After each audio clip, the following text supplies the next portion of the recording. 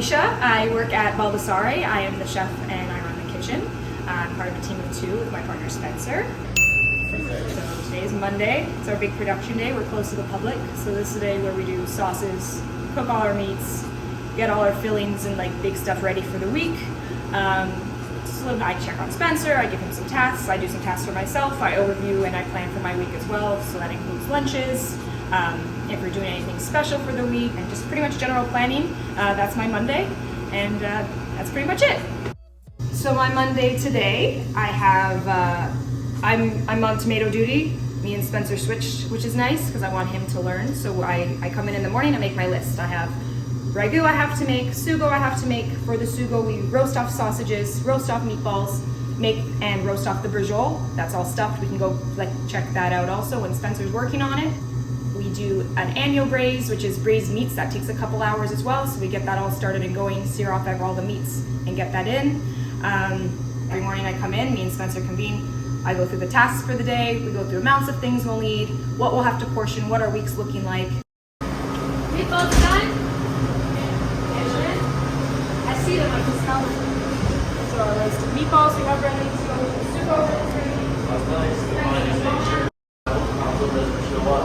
He shows up every day. No, I've counted them. I have to hide them from him. I know, he didn't grab them. And every time, medium rare? Like, yeah. So Spencer is off doing something, but just to check on what he was doing.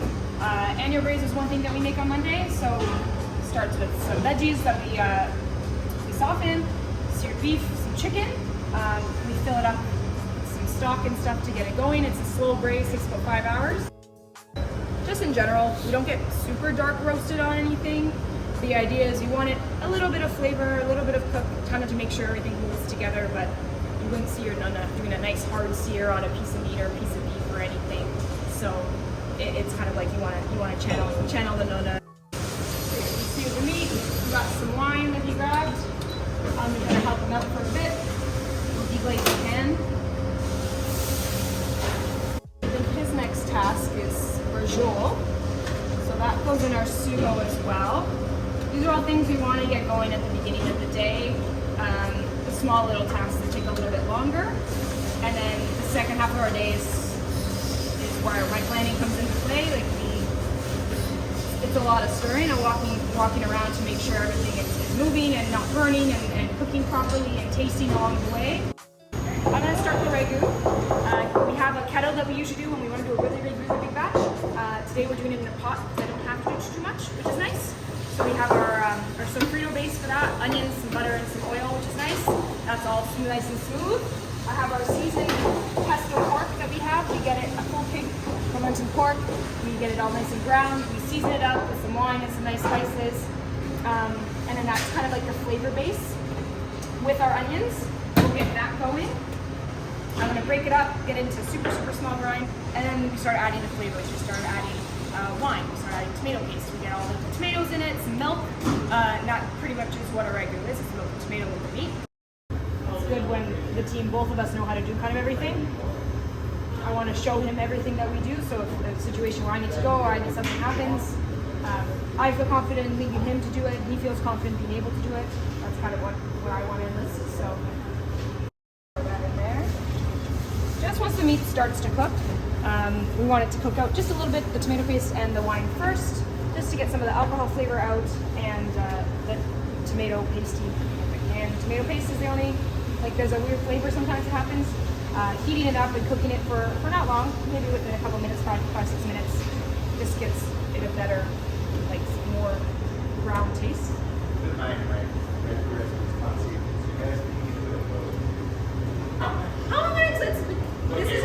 We'll do it in post. I'm going to start the Ragu.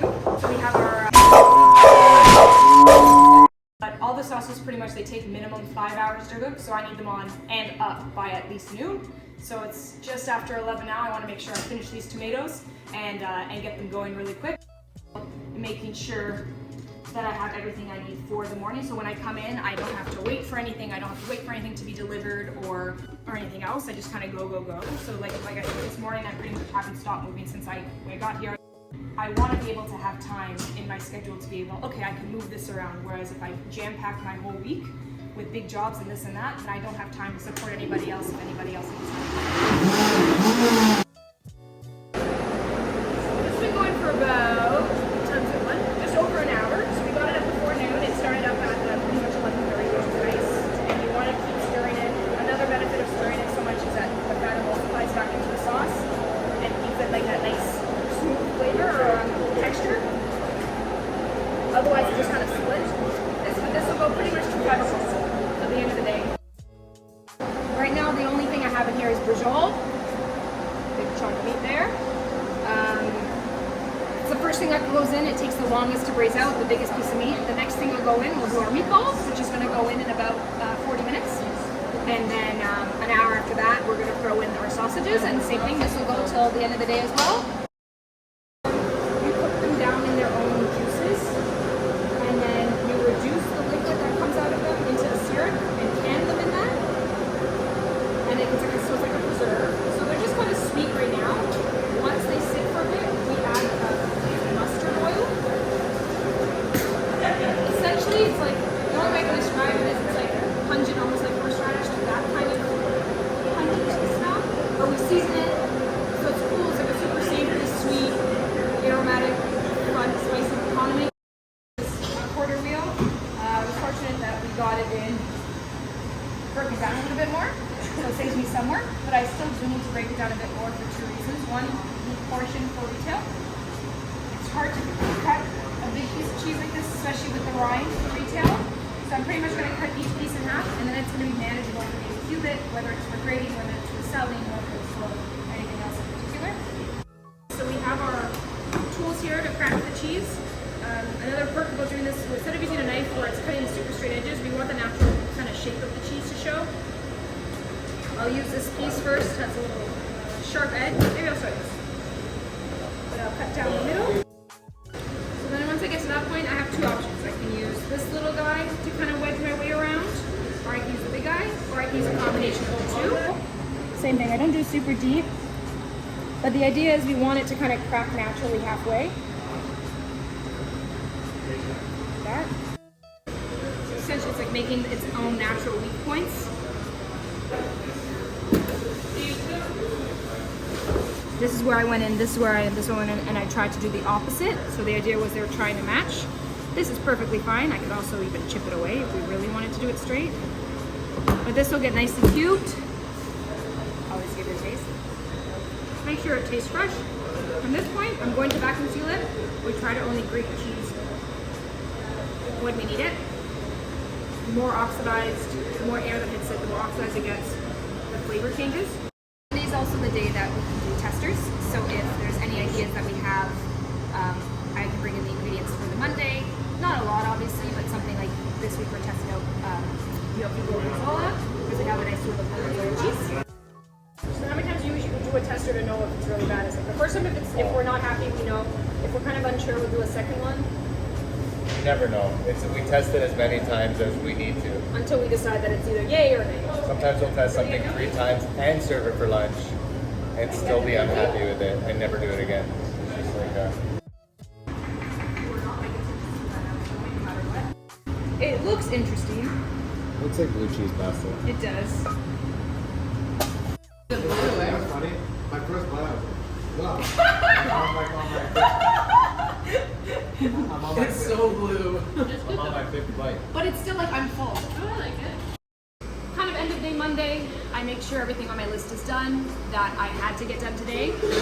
Sauces are still ticking away. They got about half an hour, but I know they're going to be good. But the spaghetto and stuff in the kettle, those are all cleaned down. Everything's done. I said earlier, I kind of leave my last hour as my checklist. So I know me and Spencer are starting to do our close. We closed down everything that we could sauce-wise, minus the stuff that's still finishing cooking. My broth is done. That's going to go in the fridge. Everything's going to get wiped down and labeled.